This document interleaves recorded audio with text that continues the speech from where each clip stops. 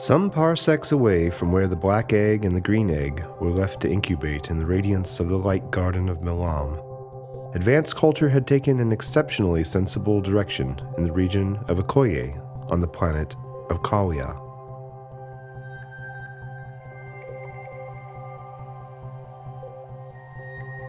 The quartz-filled hills and silicate soils that surrounded their cities and settlements seemed to have a distinctly sharpening effect on the consciousness of the inhabitants, but most especially on those who devoted themselves to such matters. A greatly revered subsect of the population known as the Bridanti, the exalted ones.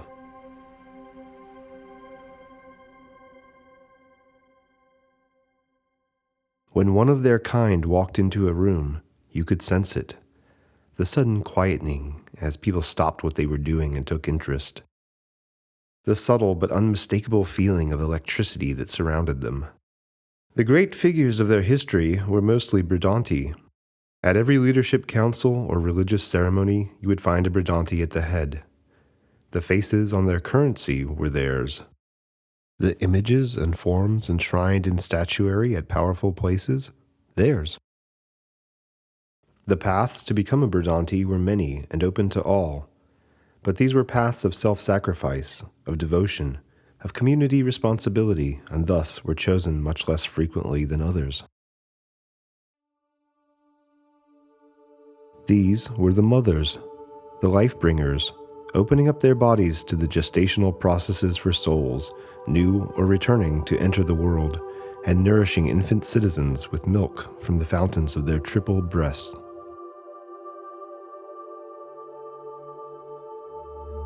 These were the artists of many disciplines, opening their spirits to new forms of expression and beauty to inspire the people and bring the favor of the gods.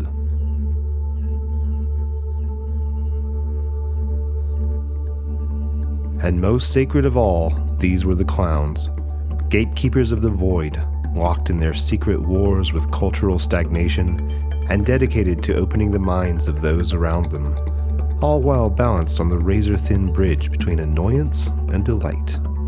Different paths, but in these ways the same, their invitation to the spark of creative energy, and their commitment to the nurturance of the new.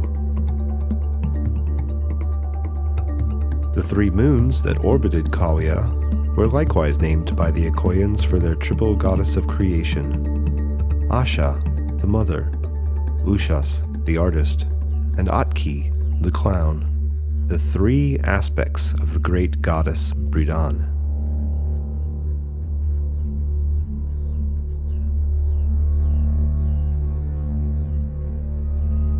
Her worship had spread throughout the region, and temples to Bridan were at the heart of every settlement, some large and some small, but each with a violet flame burning in the hearth at the center of the structure. In their lore, it was Bridan's song that called the great violet lightning strike from the heavens, that brought fire to their people, the spark of civilization. The great violet lightning strike that awakened the seeds in the soil and whose energy was recycled through everything living.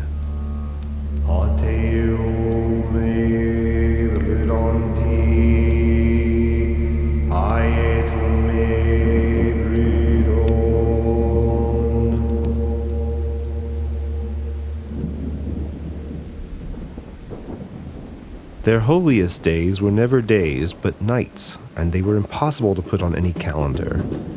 These were the nights of the great thunderstorms, and spontaneous feasts and dance gatherings would break out in celebration of the great spirit of creation.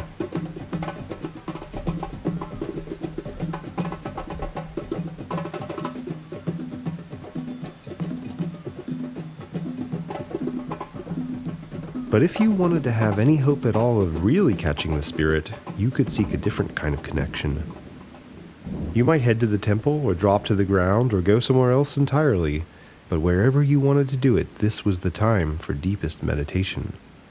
For releasing all thoughts, all identity, for becoming an empty vessel, a state that was known as perfect mind. A state that was practiced as a small part of daily life by average people, short moments of silence before meals or on awakening or retiring, but deeply developed by most Bridanti. It was this kind of night in the last days of the season of sleep. The thunderheads were heard long before they were seen, in soft and distant rumblings. The drumming had started, low and slow, its own form of invitation. To a Bridanti named Marin, something felt different this night. Marin was well known in her community as a somewhat rare example of the three aspects in one. She was a mother whose children were long grown. She was an artist who made sculpture from the clays she harvested from the land she lived on. And she was also very much a clown, sometimes walking through the town dressed as a black and white rika, a bovine animal whose milk was a dietary staple, with glossy pointed horns which she said tuned her into voices from the heavens. She didn't need to head to the temple when the sound of the thunderstorms came, because she was already there, tending the violet fire for her community, as she often did. She sank down in front of the hearth and stared at the fire, offering to it any stray thoughts that arose, until there was nothing left to offer.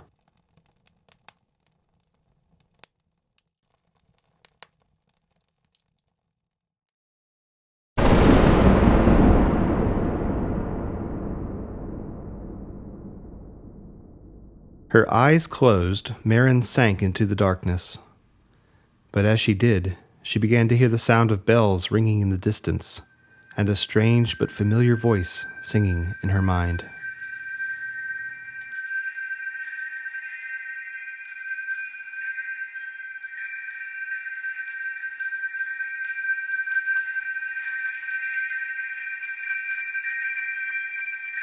When confusion abounds,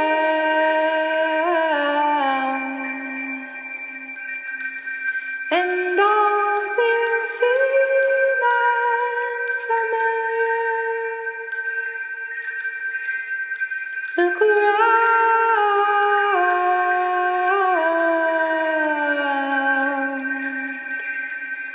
and come back to the center.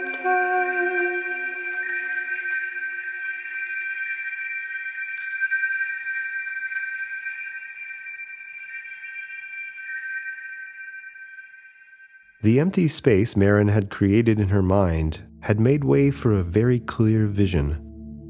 Not just her own thoughts and memories reconfigured in some untried way, but a transmission of outside information across the pathways of a deeper consciousness. She saw images from a dying world and a black egg traveling alone through space. She saw a beautiful planet made of pure light and aliens constructing a glowing green egg.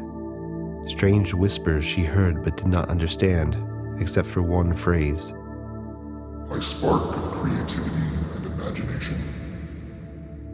And then she saw a blue planet and understood that she, and by extension her species, were being asked for a great contribution.